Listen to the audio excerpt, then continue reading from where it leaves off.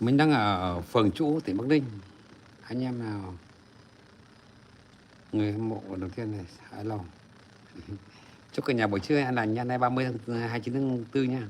Mai là 30 tháng 4 ngày giải phóng hoàn toàn miền Nam này. Mọi người ai ở trong miền Nam vui nhỉ? Đi chơi vui lắm đấy. Cuộc đời.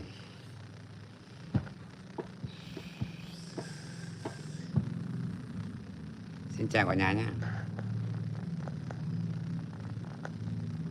Chúc cả nhà buổi trưa an lành, mạnh khỏe.